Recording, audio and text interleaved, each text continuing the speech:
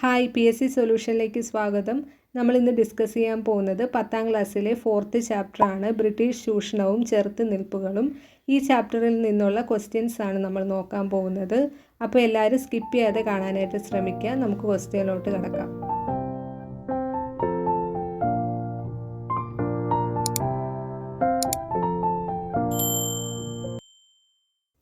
ഒന്നാമത്തെ ക്വസ്റ്റ്യൻ, താഴെ തന്നിരിക്കുന്നതിൽ നിന്ന് ഭൂനികുതി വ്യവസ്ഥയുമായി ബന്ധപ്പെട്ട തെറ്റായ പ്രസ്താവനകൾ കണ്ടെത്തുക. ഭൂനികുതി വ്യവസ്ഥയുമായി ബന്ധപ്പെട്ട തെറ്റായ പ്രസ്താവനകളാണ് ചോദിച്ചിരിക്കുന്നത്. ഓപ്ഷൻ ബി ആണ് കേട്ടോ. 2, 3 തെറ്റായിട്ട് വരുന്നത്. അപ്പോൾ ശരിയായിട്ട് വരുന്നത് ഏതാണ്? ശാശ്വത ഭൂനികുതി വ്യവസ്ഥ നടപ്പിലാക്കിയ പ്രദേശങ്ങളാണ് ബംഗാൾ, ബീഹാർ, ഒറീസ എന്നിവ. ശാശ്വത ഭൂനികുതി നടപ്പിലാക്കിയ പ്രദേശങ്ങൾ ഏതൊക്കെയാണ്? ബംഗാൾ, ബീഹാർ, ഒറീസ. അടുത്തത്, വടക്കു പടിഞ്ഞാറൻ ഇന്ത്യയിൽ പ്രധാനമായും നടപ്പിലാക്കിയ ഭൂനികുതി വ്യവസ്ഥയാണ് റൈറ്റ് വാരി വ്യവസ്ഥ. അത് തെറ്റായിട്ടുള്ള സ്റ്റേറ്റ്മെൻ്റ് ആണ് കേട്ടോ. വടക്കു പടിഞ്ഞാറ് ഇന്ത്യയിൽ നടപ്പിലാക്കിയ ഭൂനികുതി വ്യവസ്ഥ ഏതാണ്? മഹൽവാരിയാണ്. മഹൽവാരി വ്യവസ്ഥയാണ്. അടുത്തത്, മഹൽവാരി വ്യവസ്ഥ നടപ്പിലാക്കിയത് ദക്ഷിണേന്ത്യൻ പ്രദേശങ്ങൾ. അതും തെറ്റായിട്ടുള്ള സ്റ്റേറ്റ്മെൻ്റ് ആണ്. കാരണം നമ്മൾ ഓൾറെഡി പറഞ്ഞു, വടക്കു പടിഞ്ഞാറ് ഇന്ത്യയിൽ നടപ്പിലാക്കിയ ഭൂനികുതി വ്യവസ്ഥ ഏതാണ്? മഹൽവാരിയാണ്. റൈറ്റ് വാരി വ്യവസ്ഥ നടപ്പിലാക്കിയത് ദക്ഷിണേന്ത്യൻ പ്രദേശങ്ങളിലാണ് കേട്ടോ. അപ്പോൾ റൈറ്റ് വാരി വ്യവസ്ഥ നടപ്പിലാക്കിയത് എവിടെയാണ്? ദക്ഷിണേന്ത്യൻ പ്രദേശങ്ങളിലാണ്. അപ്പോൾ ഇവിടെ ചോദിച്ചിരിക്കുന്നത് തെറ്റായ സ്റ്റേറ്റ്മെൻ്റ് ആണ്. അത് 2, 3 തെറ്റായിട്ട് വരുന്ന സ്റ്റേറ്റ്മെൻറ്റ്. അടുത്ത ക്വസ്റ്റ്യൻ, ശാശ്വത ഭൂനികുതി വ്യവസ്ഥ നടപ്പിലാക്കിയ ബ്രിട്ടീഷ് ഗവർണർ ജനറൽ ആരാണ്? ശാശ്വത ഭൂനികുതി വ്യവസ്ഥ നടപ്പിലാക്കിയ ബ്രിട്ടീഷ് ഗവർണർ ജനറൽ ആരാണ്? ഓപ്ഷൻ സി ആണ് കേട്ടോ. കോൺവാലിസ് പ്രഭു ആണ്. കോൺവാലിസ് പ്രഭു. അടുത്ത ക്വസ്റ്റ്യൻ, താഴെ തന്നിരിക്കുന്ന പ്രസ്താവനകളിൽ ശരിയായവ കണ്ടെത്തുക. പ്രസ്താവനകളിൽ ശരിയായവയാണ് ചോദിച്ചിരിക്കുന്നത്. ഓപ്ഷൻ സി ആണ് കറക്റ്റായിട്ടുള്ള ആൻസർ. 1, 2, 4 മാത്രമാണ് ശരിയായിട്ട് വരുന്നത്. അതായത് റൈറ്റ് വാരി വ്യവസ്ഥയിൽ കർഷകരിൽ നിന്ന് നേരിട്ട് നികുതി പിരിക്കുന്ന രീതിയാണ് ഉണ്ടായിരുന്നത്. റൈറ്റ് വാരി വ്യവസ്ഥയിൽ കർഷകരിൽ നിന്ന് നേരിട്ട് നികുതി പിരിക്കുന്ന രീതിയായിരുന്നു. മഹൽവാരി വ്യവസ്ഥയിൽ ഗ്രാമത്തലവന്മാരായിരുന്നു നികുതി പിരിച്ചെടുത്തത്. മഹൽവാരി വ്യവസ്ഥയിൽ ഗ്രാമത്തലവന്മാരാണ് നികുതി പിരിച്ചെടുത്തത്. റൈറ്റ് വാരി സമ്പ്രദായത്തിൽ ഭൂമിയുടെ ഉടമസ്ഥാവകാശം കർഷകനായിരുന്നു. റൈറ്റ് വാരി സമ്പ്രദായത്തിൽ ഭൂമിയുടെ ഉടമസ്ഥാവകാശം ആർക്കായിരുന്നു? കർഷകനായിരുന്നു. അപ്പം 1, 2, 4 ശരിയായിട്ടുള്ള പ്രസ്താവനയാണ്. റൈറ്റ് എന്നാൽ ഗ്രാമം എന്നാണ് അർത്ഥം എന്നുള്ളത് തെറ്റായിട്ടുള്ള സ്റ്റേറ്റ്മെൻ്റ് ആണ്. റൈറ്റ് എന്ന് പറയുന്നത് എന്താണ്? കർഷകൻ എന്നാണ് അർത്ഥം. ഗ്രാമത്തിനെ പറയുന്നത് മഹൽ എന്നാണ് കേട്ടോ. മഹൽ. അടുത്ത ക്വസ്റ്റ്യൻ, ബ്രിട്ടീഷ് ഭരണകാലത്ത് കൃഷി ചെയ്തിരുന്ന വിളകളും സ്ഥലങ്ങളും താഴെ നൽകിയിരിക്കുന്നു. അവ പരിശോധിച്ച് ശരിയായവ തിരഞ്ഞെടുക്കുക. ഓപ്ഷൻ ബി ആണ് കറക്റ്റായിട്ട് വരുന്നത്. 2, 3, 4 ശരിയായിട്ട് വരുന്നത്. അതായത് ഗോതമ്പ് പഞ്ചാബിലാണ് കൃഷി ചെയ്തിരുന്നത്. പരുത്തി മഹാരാഷ്ട്ര, പഞ്ചാബിൽ. നീലം കൃഷി ചെയ്തിരുന്നത് ബംഗാൾ, ബീഹാറിലാണ്. ഇനി തെറ്റായിട്ട് വരുന്ന ഏതാണ്? ഒന്നാമത്തത് തേയില ബംഗാൾ എന്ന് കൊടുത്തിരിക്കുന്നത് തെറ്റാണ് കേട്ടോ. അതായത് ബ്രിട്ടീഷ് ഭരണകാലത്ത് തേയില കൃഷി ചെയ്തിരുന്നത് എവിടെയാണ്? ആസാമിലും അതുപോലെ തന്നെ കേരളത്തിലുമാണ്. അടുത്ത ക്വസ്റ്റ്യൻ, സന്താൽ കലാപത്തിന് നേതൃത്വം നൽകിയ സിദ്ധുവിനെയും കാൻഹുവിനെയും ആദരിച്ചുകൊണ്ട് ഇന്ത്യ ഗവൺമെൻറ് സ്റ്റാമ്പ് പുറത്തിറക്കിയ വർഷം? ഓപ്ഷൻ സി ആണ് കേട്ടോ. 2002 ബ്രിട്ടീഷ് ഭരണകാലത്ത് നടന്ന കർഷക കലാപവുമായി ബന്ധപ്പെട്ട ശരിയായ പ്രസ്താവനകൾ കണ്ടെത്തുക. കർഷക കലാപവുമായി ബന്ധപ്പെട്ട ശരിയായ പ്രസ്താവനകളാണ് ചോദിച്ചിരിക്കുന്നത്. ഓപ്ഷൻ ഡി ആണ് കേട്ടോ. 1, 2, 3, 4 ശരിയാണ്. അതായത് ബ്രിട്ടീഷുകാരുടെ പിന്തുണയോടെ ജന്മിമാർ നടത്തിയ കുടിയൊഴിപ്പിക്കൽ അടക്കമുള്ള ദ്രോഹ നടപടികൾക്കെതിരായാണ് കലാപം നടന്നത്. ഭൂവുടമകളായിരുന്ന ജന്മിമാരിൽ നിന്ന് സ്ഥലം പാട്ടത്തിനെടുത്ത് കൃഷി ചെയ്ത പാട്ടക്കുടിയന്മാരായിരുന്നു തെക്കേ മലബാറിലെ കർഷകർ. മലബാറിലെ മുസ്ലിങ്ങളാണ് മാപ്പിളമാർ എന്നറിയപ്പെട്ടത്. കലാപങ്ങളെ അടിച്ചമർത്താൻ വേണ്ടി ബ്രിട്ടീഷുകാർ മലബാർ സ്പെഷ്യൽ പോലീസ് സേന രൂപീകരിച്ചു. 1, 2, 3, 4 ശരിയായിട്ട് വരുന്ന സ്റ്റേറ്റ്മെൻറ്റുകളാണ്. അടുത്ത ക്വസ്റ്റ്യൻ, മലബാറിൽ നടന്ന മാപ്പിള കലാപങ്ങളെപ്പറ്റി പഠിക്കാൻ ബ്രിട്ടീഷ് ഗവൺമെൻറ് നിയോഗിച്ച കമ്മിറ്റി. മലബാറിൽ നടന്ന മാപ്പിള കലാപങ്ങളെപ്പറ്റി പഠിക്കാൻ ബ്രിട്ടീഷ് ഗവൺമെൻറ് നിയോഗിച്ച കമ്മിറ്റി ഏതാണ്? ഓപ്ഷൻ ഡി ആണ് കേട്ടോ. ഓപ്ഷൻ ബി ആണ്. വില്യം ലോഗൻ കമ്മീഷനാണ്. ഏതാണ്? William Logan commission. അടുത്ത ക്വസ്റ്റ്യൻ, കുറിച്യ കലാപത്തിൻ്റെ കാരണങ്ങളിൽ ഉൾപ്പെടുന്നവ ഏതെല്ലാം? ഓപ്ഷൻ സി ആണ് കറക്റ്റായിട്ടുള്ള ആൻസർ. 1, 2, 3 ശരിയാണ്.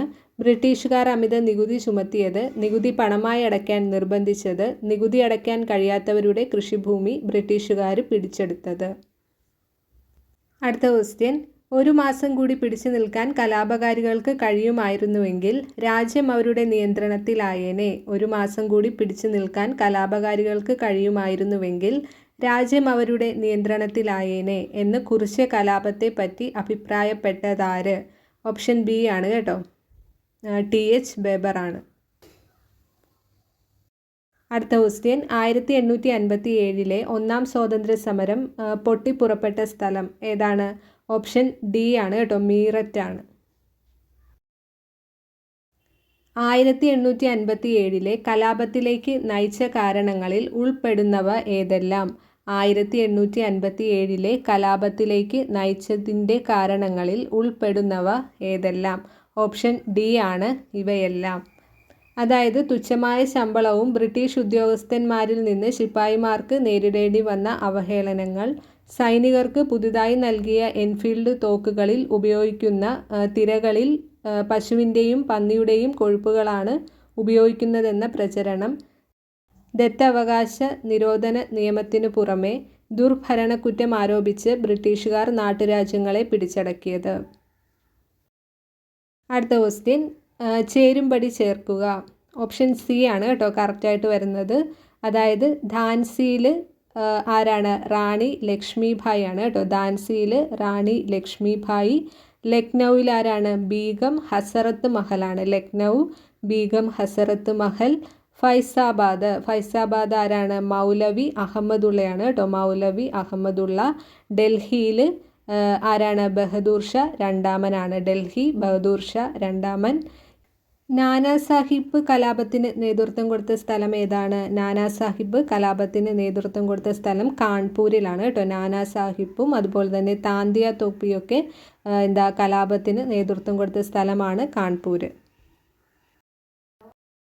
അടുത്ത ക്വസ്റ്റ്യൻ, താഴെ തന്നിരിക്കുന്ന പ്രസ്താവനകളിൽ നിന്നും ശരിയായവ കണ്ടെത്തുക. ചോദിച്ചിരിക്കുന്നത് ശരിയായവയാണ്. ഓപ്ഷൻ ബി ആണ് കേട്ടോ കറക്റ്റായിട്ട് വരുന്നത്. 1, 2, 3 ആണ് ശരിയായിട്ട് വരുന്നത്. അതായത് 1857 കലാപത്തിന് ശേഷം ഇന്ത്യയുടെ ഭരണം ഇംഗ്ലീഷ് ഈസ്റ്റ് ഇന്ത്യ കമ്പനിയിൽ നിന്ന് ബ്രിട്ടീഷ് പാർലമെൻറ്റ് ഏറ്റെടുത്തു. അടുത്തത്, ബ്രിട്ടീഷ് സാമ്പത്തിക ചൂഷണത്തിൻ്റെ ഏറ്റവും തീവ്രമായ ഘട്ടം 1857 ശേഷമായിരുന്നു. ബ്രിട്ടീഷുകാർ നടത്തിയ സാമ്പത്തിക ചൂഷണമാണ് ഇന്ത്യയിൽ ദേശീയതയുടെ രൂപപ്പെടലിലേക്ക് നയിച്ച പ്രധാന ഘടകം. അപ്പോൾ 1, 2, 3 ശരിയായിട്ട് വരുന്ന പ്രസ്താവനകളാണ്. 1885 ഡിസംബറിൽ രൂപം കൊണ്ട ഇന്ത്യൻ നാഷണൽ കോൺഗ്രസിൻ്റെ ആദ്യ സമ്മേളനത്തിൽ 92 പ്രതിനിധികൾ പങ്കെടുത്തു എന്നുള്ള സ്റ്റേറ്റ്മെൻറ്റ് തെറ്റായിട്ടുള്ള സ്റ്റേറ്റ്മെൻറ്റാണ് കേട്ടോ. അതായത് 1885 ഡിസംബർ എന്നുള്ളത് കറക്റ്റാണ്. ഡിസംബറിൽ തന്നെയാണ് ഇന്ത്യൻ നാഷണൽ കോൺഗ്രസ് രൂപീകരിക്കുന്നത്. ബോംബെയിൽ വെച്ചിട്ടാണ് ഇന്ത്യൻ നാഷണൽ കോൺഗ്രസ് രൂപീകരിക്കുന്നത്. ഈ ഒരു രൂപീകരണ സമ്മേളനത്തിൽ പങ്കെടുത്തത് 92 പ്രതിനിധികളല്ല, 72 പ്രതിനിധികളാണ് രൂപീകരണ സമ്മേളനത്തിൽ പങ്കെടുത്തത്. ഇന്ത്യൻ ദേശീയ പ്രസ്ഥാനത്തിൻ്റെ നഴ്സറി എന്നറിയപ്പെടുന്ന പ്രദേശം ഏതാണ്? ഓപ്ഷൻ സി ആണ്. ബംഗാളാണ് ഇന്ത്യൻ ദേശീയ പ്രസ്ഥാനത്തിൻ്റെ നഴ്സറി എന്നറിയപ്പെടുന്ന പ്രദേശം. അടുത്ത ക്വസ്റ്റ്യൻ, താഴെ പറയുന്ന പ്രസ്താവനകളിൽ നിന്നും തെറ്റായവ കണ്ടെത്തുക. ഓപ്ഷൻ ബി ആണ് കേട്ടോ തെറ്റായിട്ട് വരുന്നത്. 2 മാത്രമാണ്. നമുക്ക് ശരിയായിട്ട് വരുന്ന ഏതൊക്കെയാണെന്ന് ആദ്യം നോക്കാം. ബ്രിട്ടീഷ് കാലഘട്ടത്തിൽ ഇന്ത്യൻ സമ്പദ് വ്യവസ്ഥയിൽ ഉണ്ടായിരുന്ന തകർച്ചയെക്കുറിച്ച് സ്ഥിതിവിവര കണക്കുകൾ ശേഖരിച്ച് പഠനം നടത്തിയത് ദാദാഭായ് നവറോജി ആയിരുന്നു. 1885 മുതൽ 1947 സ്വാതന്ത്ര്യം ലഭിക്കുന്നതുവരെ ഇന്ത്യയിലെ ബ്രിട്ടീഷ് വിരുദ്ധ സമരങ്ങൾക്ക് നേതൃത്വപരമായ പങ്ക് വഹിച്ചത് ഇന്ത്യൻ നാഷണൽ കോൺഗ്രസ് ആണ്. അപ്പം 1ഉം 3ഉം ശരിയാണ്, 2ആണ് ഇവിടെ തെറ്റായിട്ട് വരുന്നത്.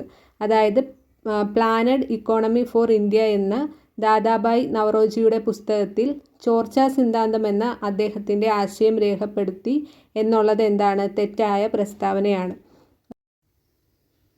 അതായത് poverty and British rule in India എന്ന് പറയുന്ന പുസ്തകത്തിലാണ് ദാദാബായ് നവറോജി ചോർച്ചാ സിദ്ധാന്തം എന്ന് പറയുന്ന ആശയം രേഖപ്പെടുത്തിയിട്ടുള്ളത്.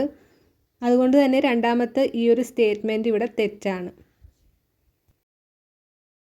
അടുത്ത ക്വസ്റ്റ്യൻ, താഴെ തന്നിരിക്കുന്നവയിൽ നിന്ന് സ്വദേശി പ്രസ്ഥാനവുമായി ബന്ധപ്പെട്ട ശരിയായ പ്രസ്താവനകൾ കണ്ടെത്തുക. ചോദിച്ചിരിക്കുന്നത് സ്വദേശി പ്രസ്ഥാനവുമായി ബന്ധപ്പെട്ട ശരിയായ പ്രസ്താവനകളാണ്. ഓപ്ഷൻ സി ആണ് കേട്ടോ. 1, 2, 4 ശരിയാണ്. അതായത് 1905 ബ്രിട്ടീഷുകാർ ബംഗാളിനെ വിഭജിച്ചതിനെതിരെ ആരംഭിച്ച സമരത്തിൻ്റെ പ്രധാന രീതി ബ്രിട്ടീഷ് ഉൽപ്പന്നങ്ങളുടെ ബഹിഷ്കരണവും തദ്ദേശീയ വസ്തുക്കളുടെ ഉപയോഗവുമായിരുന്നു. സമരത്തിൻ്റെ ഭാഗമായി വിദേശ വസ്തുക്കൾ ശേഖരിച്ച് പരസ്യമായി കത്തിച്ച സമര രീതി സ്വദേശി പ്രസ്ഥാനമെന്നറിയപ്പെട്ടു. അടുത്തത്, ബംഗാളിലെ ബംഗാളി കെമിക്കൽ സ്റ്റോർ, മഹാരാഷ്ട്രയിലെ ടാറ്റ ഇരുമ്പുരുക്ക് കമ്പനി, തമിഴ്നാട്ടിലെ സ്വദേശി സ്റ്റീം നാവിഗേഷൻ കമ്പനി എന്നിവയ്ക്ക് തുടക്കമിട്ടത് സ്വദേശി സമരകാലത്താണ്. അപ്പോൾ 1, 2, 4 ശരിയായിട്ട് വരുന്ന സ്റ്റേറ്റ്മെൻറ്റ്. ലാലാ ലജ്പത് റോയിയുടെ പ്രധാന ആഹ്വാനമായിരുന്നു സ്വാതന്ത്ര്യം എൻ്റെ ജന്മാവകാശമാണ്, ഞാനത് നേടുക തന്നെ ചെയ്യും എന്നത്. ആ ഒരു സ്റ്റേറ്റ്മെൻറ്റ് തെറ്റായിട്ടുള്ള സ്റ്റേറ്റ്മെൻറ്റാണ്. സ്വാതന്ത്ര്യം എൻ്റെ ജന്മാവകാശമാണ്, ഞാനത് നേടുക തന്നെ ചെയ്യും എന്ന് പറഞ്ഞത് ബാലഗംഗാധര തിലകിൻ്റെ വാക്കുകളാണത്. അടുത്ത ക്വസ്റ്റ്യൻ, കപ്പലോട്ടിയ തമിഴൻ എന്നറിയപ്പെടുന്നത് ആരാണ്? ഓപ്ഷൻ എ ആണ് കേട്ടോ. VO ചിദംബര പിള്ളയാണ് കപ്പലോട്ടിയ തമിഴൻ എന്ന് അറിയപ്പെടുന്നത്. അടുത്ത ക്വസ്റ്റ്യൻ, ഇന്ത്യൻ അസ്വസ്ഥതയുടെ പിതാവെന്ന് ബാലഗംഗാധര തിലകിനെ വിശേഷിപ്പിച്ചതാര്?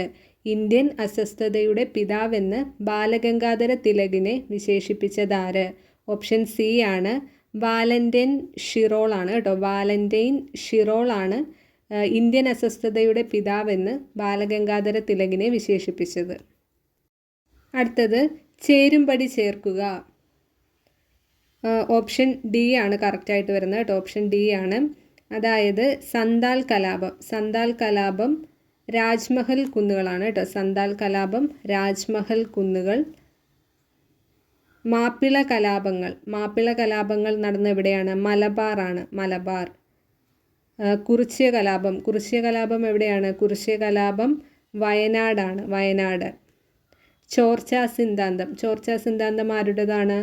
ദാദാബായ് നവറോജിയുടെയാണ്. അപ്പോൾ ഓപ്ഷൻ ഡി ആണ് കറക്റ്റായിട്ട് വരുന്നത്. 1757 മുതൽ 1857 വരെയുള്ള ബ്രിട്ടീഷ് ഭരണകാലത്ത് ഇന്ത്യൻ ഉപഭൂഖണ്ഡത്തിൻ്റെ ഏകദേശം എത്ര ശതമാനം ബ്രിട്ടീഷുകാരുടെ നേരിട്ടുള്ള നിയന്ത്രണത്തിലായിരുന്നു? ഓപ്ഷൻ ഡി ആണ് കേട്ടോ. 63%. അടുത്ത ക്വസ്റ്റ്യൻ, കുറിച്യ കലാപം നടന്ന വർഷം എപ്പോഴാണ്? കുറിച്യ കലാപം നടന്നത്? ഓപ്ഷൻ ഡി ആണ്. 1812 ആണ് കേട്ടോ. 1812 കുറിച്യ കലാപം നടക്കുന്നത്.